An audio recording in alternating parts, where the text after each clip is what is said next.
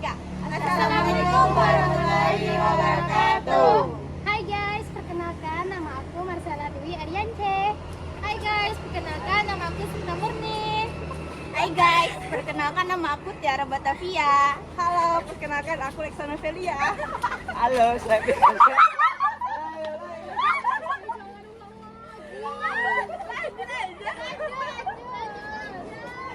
Halo, saya Pindi Azhari. Halo, saya Rifki Aryadi. Semua. Ngapain? Dadah. Sampai jumpa di kelas. Sampai jumpa di kelas. Assalamualaikum warahmatullahi wabarakatuh. Perkenalkan, kami dari kelompok 3 dari Universitas Islam Kuantan Singini, Prodi Administrasi Negara, dengan mata kuliah Metode Penelitian Sosial dengan dosen pengampu Ibu Trian Rengin. Di sini kami akan mewawancarai tentang masalah sosial yang berada di Desa Beringin Taluk tentang hewan ternak. Di sini kami bersama narasumber dengan Bapak siapa, Pak? Yusro Hakim. Jadi bagaimana prosedur penertiban hewan ternak yang berkeliaran? Masuknya jauh ya. Tentang penertiban hewan ternak di wilayah Beringin Taluk ini, setahu saya ya, dari sekian tahun kami tinggal di Beringin ini, saya tinggal di Beringin Taluk ini, dan pernah masuk pula dalam pemerintahan Beringin Taluk. Memang belum pernah ada semacam perdes yang mengatur tentang hewan ternak. Cuman masyarakat yang ada di Beringin Taluk ini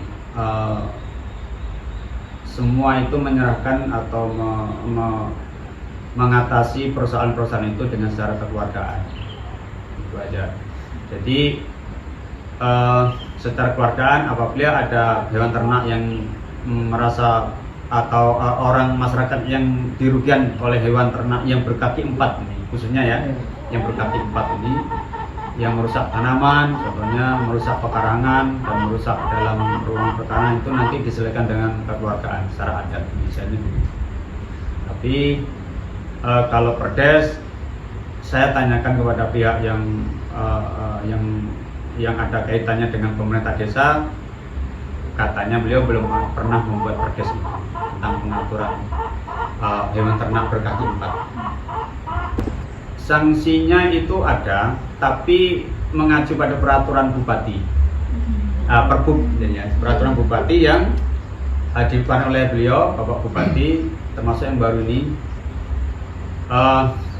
Dendanya ada, cuman kisaran saya nggak hafal Bapak ini. Nah, berapa? Tergantung kembali kan nanti ke masyarakat kembali ya, antara yang dirugikan, yang punya hewan dan yang dirugikan. Kembalinya ke arah situ. Bupati hanya memfasilitasi ini loh. Apabila Anda punya hewan ternak yang berkaki 4, kalau Anda tidak menjaga atau tidak mengurungnya, nanti masuk ke pekarangan orang, merusak tanaman orang, akan ada sanksinya. Nah, itu aja. Jadi nanti kembalinya kepada ke masyarakat. Kalau kisaran itu nanti kan sesuaikan dengan kerugian. Selama aturan ini berlaku, masih ada nggak Pak hewan ternak yang dilepas liarkan? Mayoritas sudah mengerti tentang peraturan bupati tersebut. Cuma ada 1-2 warga atau yang masih agak bandel lah, yang masih bandel, yang tidak mengurung atau mentali atau ngasih tali hewan ternaknya, sehingga masih merusak, masih mengganggu. Termasuk bapak itu salah satu korban ini. Pengen nanam ubi saja, si kiri kanan kiri, udah nggak pernah tumbuh, sekali tumbuh habis. Jadi kalau mager, lebih mahal magernya dari tanamannya, ini masalahnya kan. Jadi itu anak-anak, jadi persoalan-persoalan sosial ini ya semestinya kita masyarakat, warga masyarakat ya saling memahami dan mentaati peraturannya. Gitu.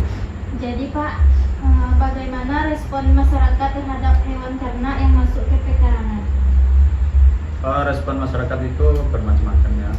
Bagi yang memaklumi, bagi orang yang low profile, orang yang santai, kalem, udah nggak ada persoalan, paling diusir itu aja. Tapi bagi masyarakat kita yang macam-macam kan bentuknya, ada yang agak beda-beda karakter manusia kita ini kan, ada yang agak agak cenderung ke hal-hal yang kasar lah. Bisa hewan ternaknya itu bisa ditembak, bisa dibacok, bisa diapakan atau yang ekstrim lagi itu. Tapi yang paling agak santun atau agak yang mulai menjurus ke ini yang agak enak lah berunding itu kan, artinya hewan ditangkap, ditali, nanti dicari siapa yang punya, ya kan, nanti setelah ketemu orangnya baru dirunding, ya kan. Tapi kalau orang nggak ada yang ngaku, biasanya nggak ada yang ngaku nih, ya kan, nggak ada yang ngaku, ya udah nanti dijual aja semuanya untuk sebagai pengganti. Nah itu solusi masyarakat yang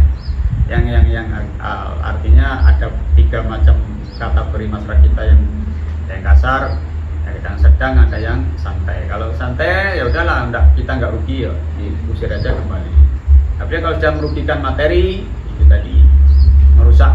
Contohnya ada kawan kami yang usaha di bidang batako, baru masih basah kan, belum kering, itu diinjak-injak oleh kambing.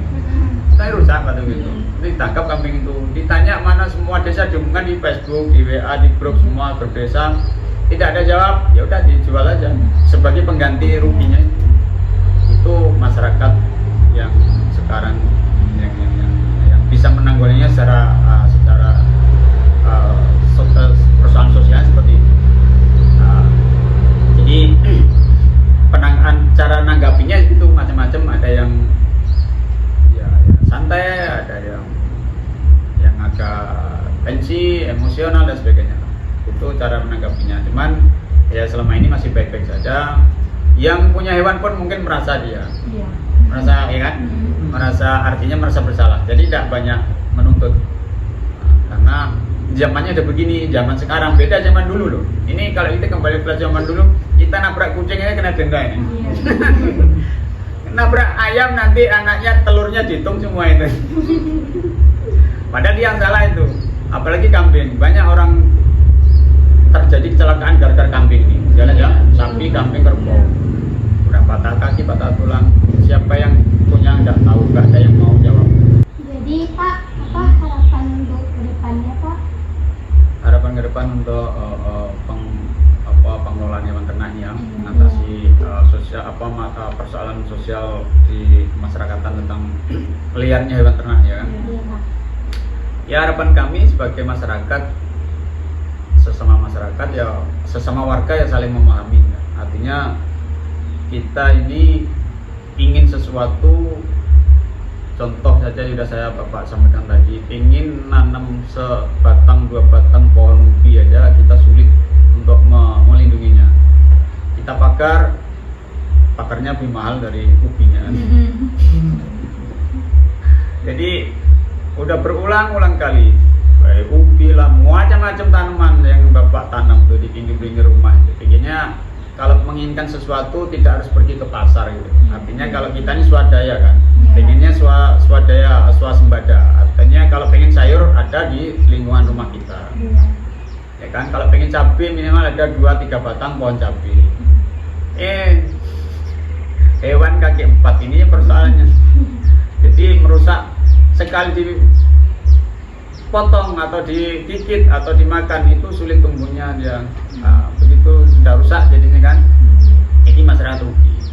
Harapannya ke depannya masyarakat saling memahami, kalau mau memelihara hewan ternak berkaki 4 ya harus di kandang atau dicari, kalau pakannya ya harus dicarikan di kandang, karena mengacu pada peraturan pemerintah Kabupaten Kuantan sini juga sudah diatur dalam pergubnya, yang inti pasalnya Bapak nggak hafal, sebenarnya udah tahu artinya, paham maksudnya aja kan. Tapi nanti dicari sendiri kalau mau bentuk tulisannya kan, nanti diterangkan dalam tulisan harus ada yang jelas, artinya jelas